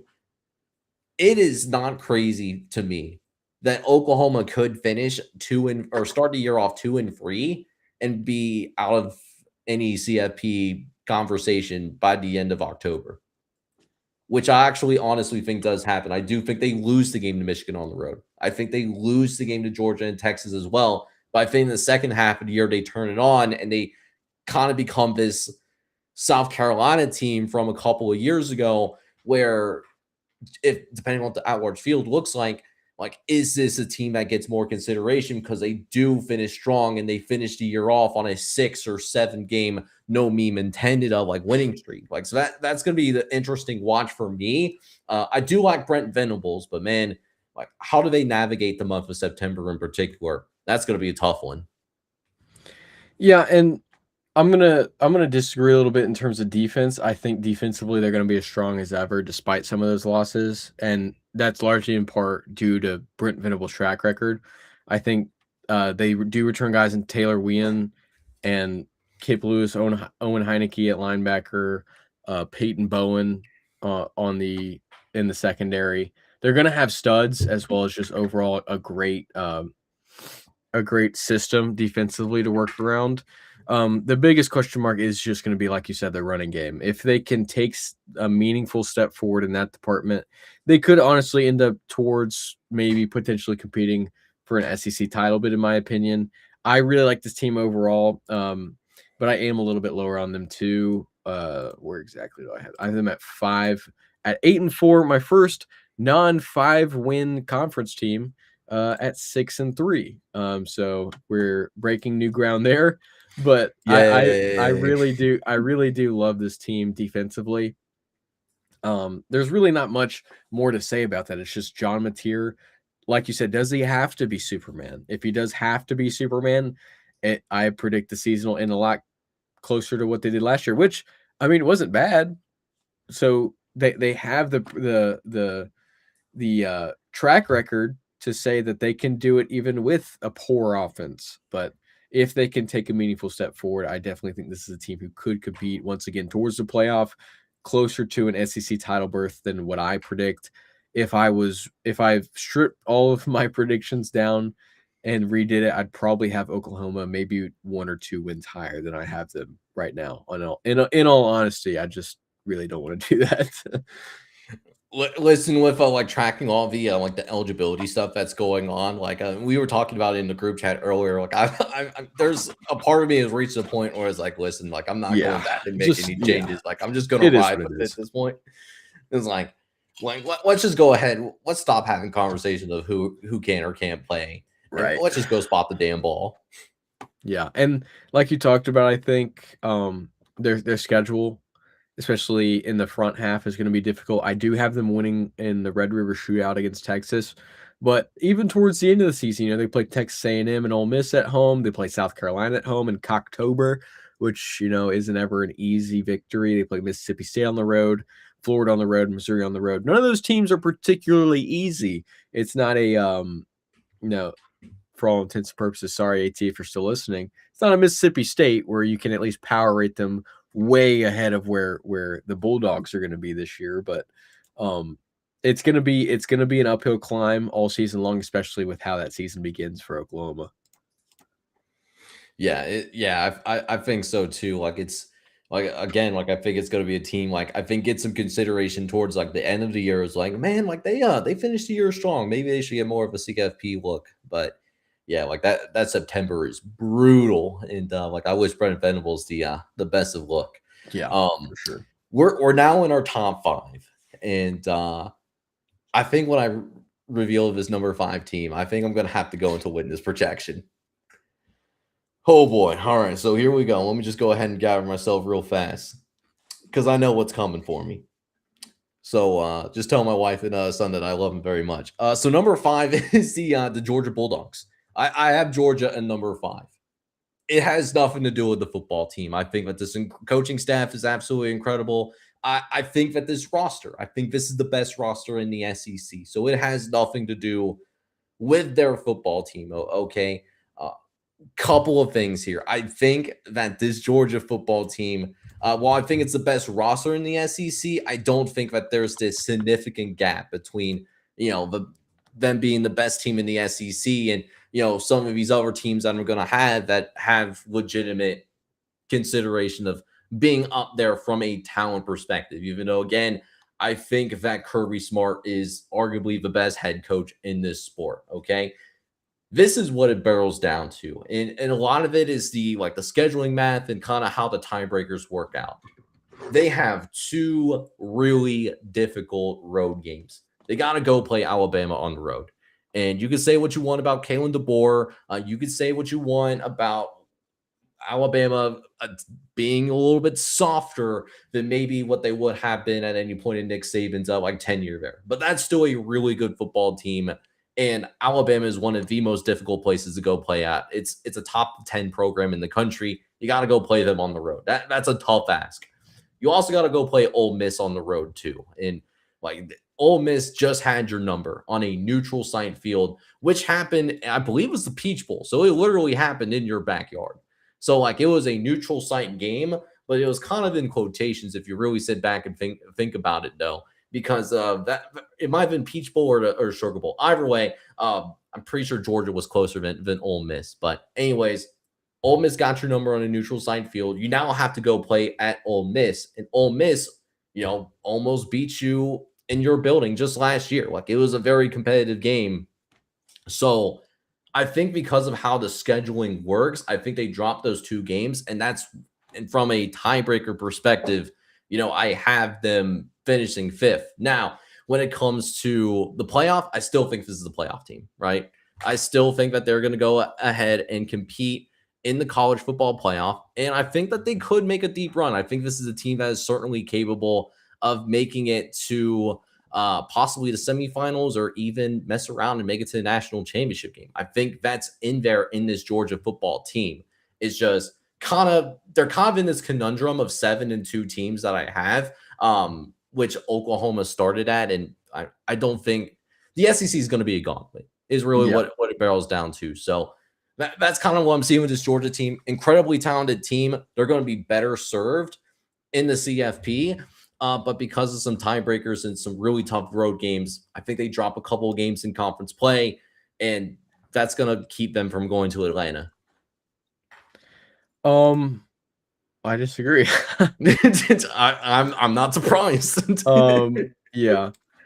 I'm going to go a little bit more sentiment based. I have Georgia. I agree with you that actually that there's not going to be a single team in this conference with less than 2 conference losses. I do have Georgia at 7-2 also, but I have them with the exact same record at 10-2 and 7-2. But I have them at number 1 in this conference. I have them making the SEC title game for the 8th time in 9 years, and I actually have them winning the conference for the 5th time in 9 years. And on top of all of that, I have them winning the national champion. National championship. The championship this All year, right, because I know we were missing a couple from the the other night. So all right, national championship pick. I respect it.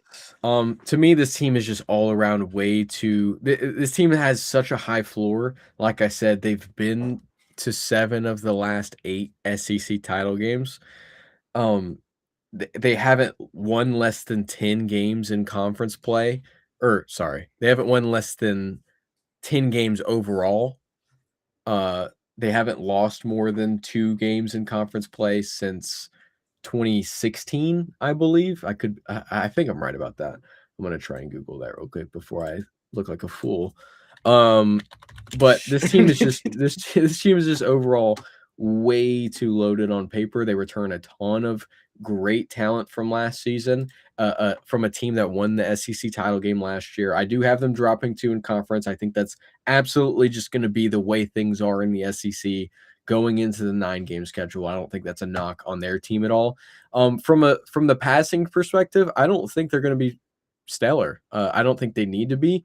I think they just need to be as efficient as they were running the ball last year and as efficient defensively. This was a team that I was surprised didn't go further in the playoff, but that's the kind of run that we saw from Ole Miss, that they were this close from appearing in the national title, just barely lost to a team who's on another great run in Miami, but now I'm 2 degrees of separation away from the team I'm supposed to be talking about in the Georgia Bulldogs. Let me reel it in. Offensive line is going to be great, if not elite. Defensive line, I know there's not a ton of returning production on that side of the ball, but it's Georgia. They're going to be elite. They're going to be, I think, the highest talented roster in the sport, if not easily top 3, probably top 2. I have no questions about this team, and they're going to have, in my opinion, one of the strongest units overall of any team in that secondary. I think they have 2 potential All-Americans in Ellis Robinson and KJ Bolden. And on top of that, a great kicker.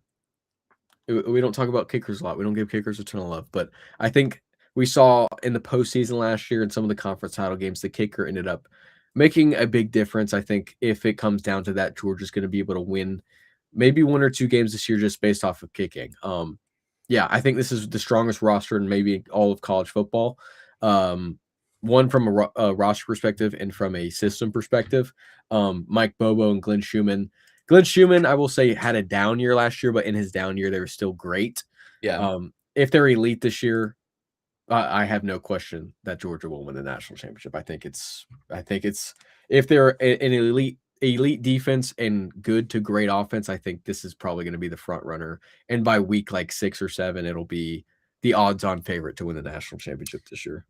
Yeah, so let me ask you this before we go ahead and get into the rest of the top 4 here. Like, we have the exact same record, but I mean, I have them going out of Atlanta because of the how the tiebreakers end up working out. But you have them going to Atlanta though, in spite of us having the same record. So I'm curious, and I don't know if I caught it originally or not. Like, what are those 2 losses you think Georgia does suffer in conference play? Like, just out of curiosity. It's 2 teams that you actually pointed out when you were talking about their schedule as big games. It's Bama on the road because for some reason Alabama just has Georgia's number. I do think that Alabama wins that one in Tuscaloosa, and I think Ole Miss actually later in the season. Like I said, they're going to be a talented team. I don't think they're going to be as strong enough to replicate the season they had last year, but I think they'll be talented to pull off the upset in Oxford. The second upset I think I have on their schedule, in the same of beating LSU early in the year as well at home. Yeah, but yeah, those are the 2 losses that I have for Georgia. All right, that's all right. So it's more so like other teams not handling business, why Georgia still gets to Atlanta. Then, since I know I have like a few more teams like at the 7-2 threshold, and what you got going on here right now. So I talked about in the Big Ten with Reed that generally, and people have pointed this out on Twitter and whatnot, I'm just generally lower on everybody this year for whatever reason.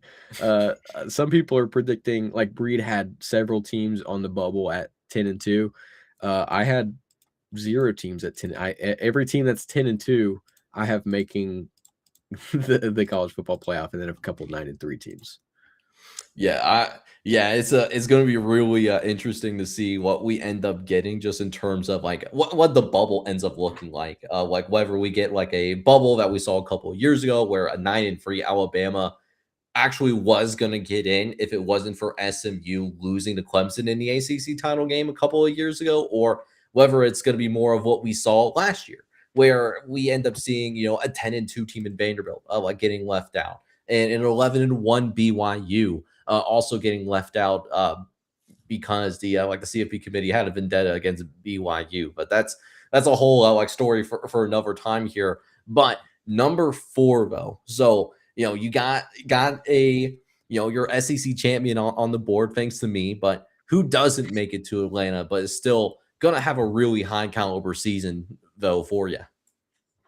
At 4, this is where I have Alabama. I have them going 9-3, 6-3 in conference. And I think we've talked it to death, or at least I have on my channel. I've talked it to death. It's going to be the running game, and Ryan Grubb's offenses haven't been, historically great at running the ball. They've had some good seasons formerly at Washington or Fresno State, but they've been predicated off of the passing game. Formerly with Jake Hayner. I did remember at Fresno State, and Michael Penix, of course, at Washington. I think Grubb will do what he does. DeBoer will do what he does, and they will have at least good quarterback play this year. I think the offensive line needs to protect, obviously, the quarterback better. They need to open up more running lanes for the running backs this year, and I think they just need to be better at running the ball overall. Defensively, I have no issues with them at all. Kane Womack, I think, has proven he's going to be at the very least be able to field a disruptive, consistently good defense, if not just flat out elite. I think that's the only question mark is, can they run the ball? If they can, I have no issues saying that this is a CFP lock this year. I have them making the college football playoff just based off of other teams on the bubble finishing with 9 wins and 3 losses in the regular season, and some CFP committee shenanigans. I will have them over a couple other teams that maybe deserve it more, but who I would predict the CFP would pick them ahead of some of those teams. But yeah, I can't really say much more. It's Alabama. They're going to be one of the most talented teams in the sport. I like Kalen DeBoer. I know Alabama fans don't love Kalen DeBoer, but I really like him. I think he's a perfectly good head coach. He's just not Nick Saban. So that is what it is. They just have to be better at running the ball. Yeah, and that's a really interesting point about like the last thing you said about him not being Nick Saban.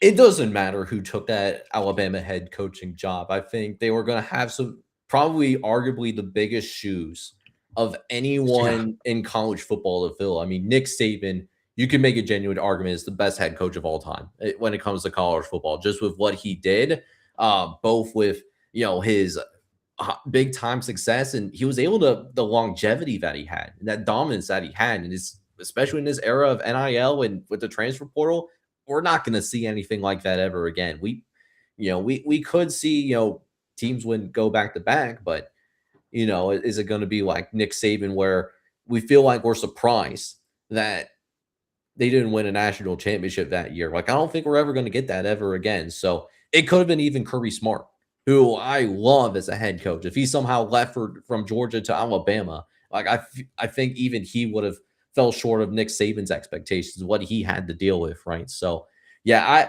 it's not for me like the biggest question for Alabama this year is going to be not just being able to run the football, but stopping the run too. I mean, they were somewhat suspect in terms of like stopping the run like over the course of last season too, and that really came into fruition for the Florida State game, which is still one of the most confusing results that I've witnessed in a long time. Thank God that's in the past. I don't have to ever think about that ever again. But I mean, even with losing their quarterback in Ty Simpson, I think Keelan Russell, who I believe is going to be named the starter here, I think he's won the starting quarterback job officially, or at least he's very close to winning it. I think the offensive line is going to be like a solid unit. Defensively, I think they take a step forward as well. The SEC is just tough, man. So I mean, I have them right where you are. I don't have them going to Atlanta either. But I do have them a touch higher, just in the sense of I do think that this is a playoff team. I do think that they are going to be in at 10-2 as well. Now, a couple of tiebreaker like shenanigans here. Once again, I have them ahead of Georgia because of the fact that they do beat Georgia. I am projecting that. But they play LSU on this schedule, and you can see that we haven't gone to LSU yet. Here's the thing with LSU. I think Alabama loses that game on the road to LSU, and I think that's the difference between Alabama going to Atlanta for the SEC championship game and someone else getting that opportunity. All things considered, though, last thing I wanted to point out from a scheduling standpoint, this team should start 5-0. This should be a 5-0 football team with East Carolina, Florida State, Mississippi State on the road. South Carolina is at home. Kentucky on the road could be interesting. But if they're not 5-0 to start the year, that's a disappointment in its own right. Is really that second half of the year where it's truly make and break for this Nick Saban team. Or not, excuse me, Kalen DeBoer. To reach the separation, man. Yeah. But listen, though, like you still have one more team that you haven't talked about yet in terms of not going to Atlanta. So who is your last team out in terms of failing to make it to the SEC championship this fall? Who got the short end of the stick? This is where I'm going to have LSU. Hey, yo.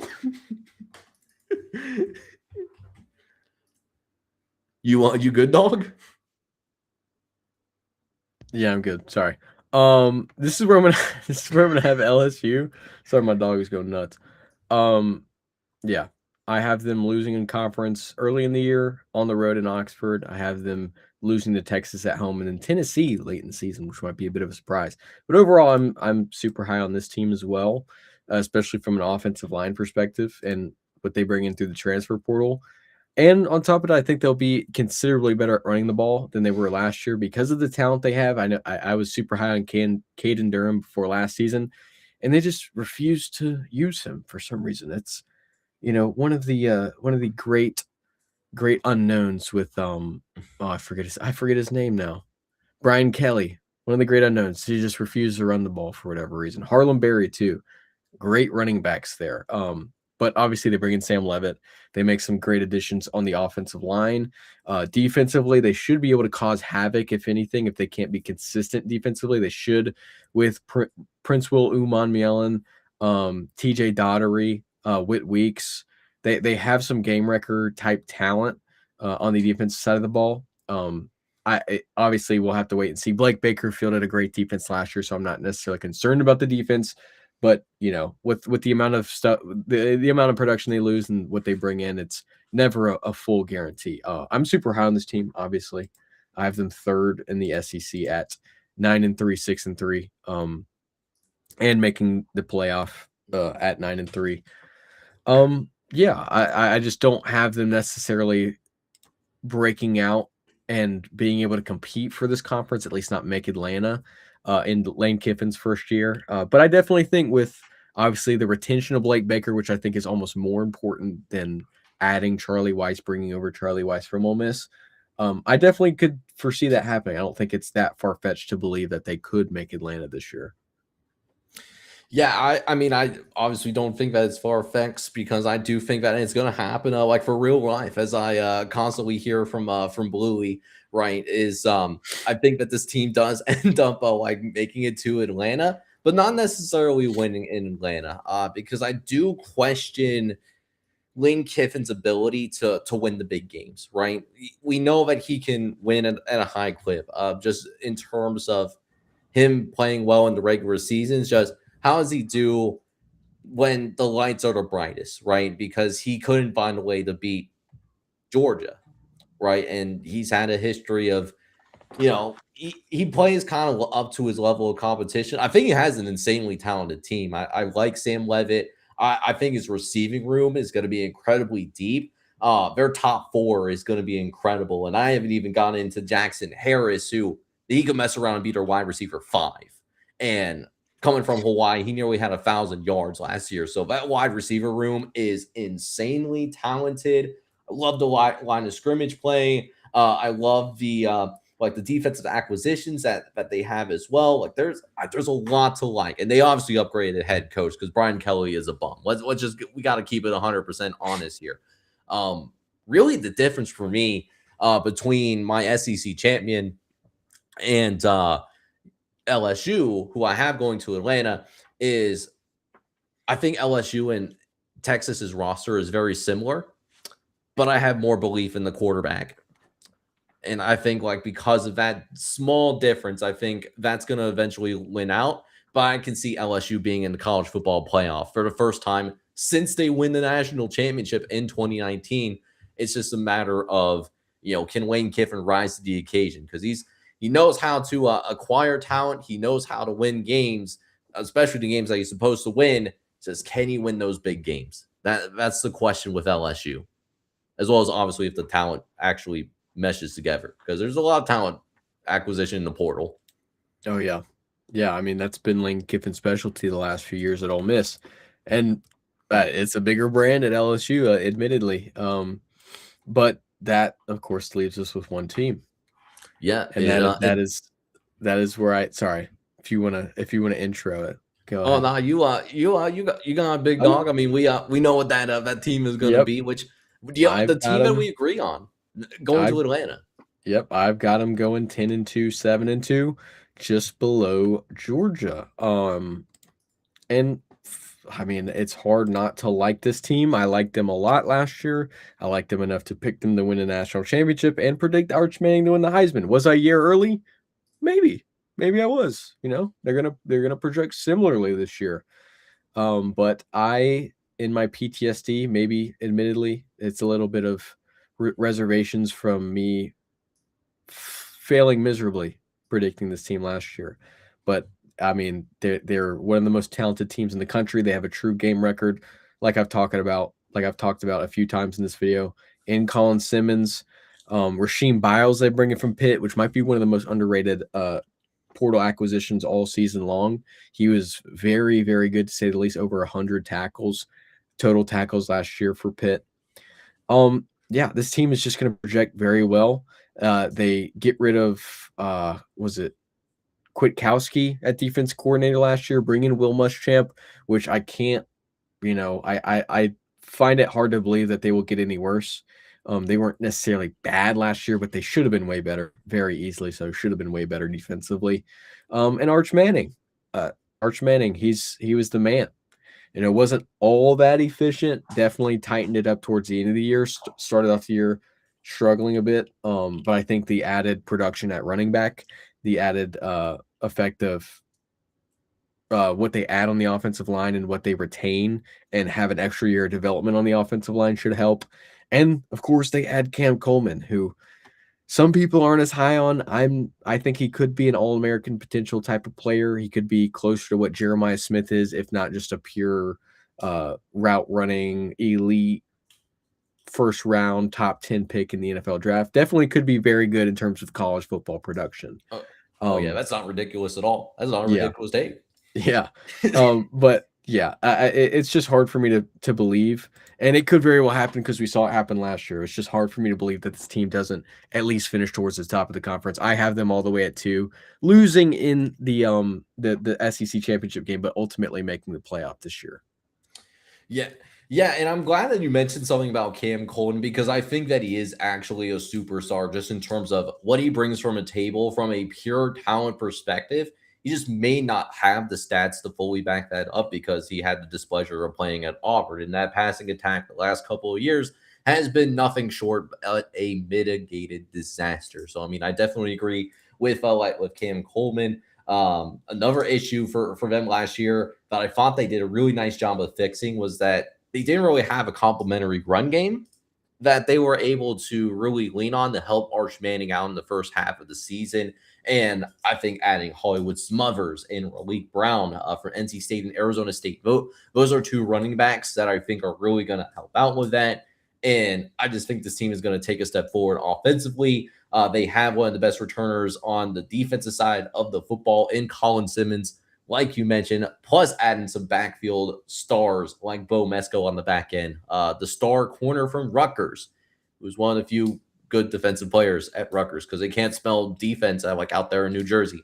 Must not be part of the the Greg Schiano educational system. But yeah, I think this is the year. And Texas has been really close. They've been on the doorstep. I think this is the year that Texas does win their first SEC championship. And of course, I have them going to the college football playoff. And I think that 9th conference game, I think, ultimately benefits the SEC. They get 5 teams into the college football playoff to the dismay of the rest of the college football world. But I can see the CFP committee showing them some love because of the the strength of schedule shenanigans. Yeah, I could definitely see that. I have them with 4 in. I think 4 Big Ten, 4 SEC.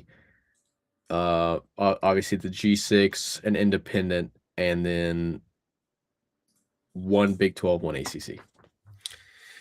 Yeah, I do have the ACC and the Big 12 as 1 big leagues, but we'll get into more of the specifics for that on our next show because guys, Sunday we get to talk about Spawn damn football. I've been praying for times like this.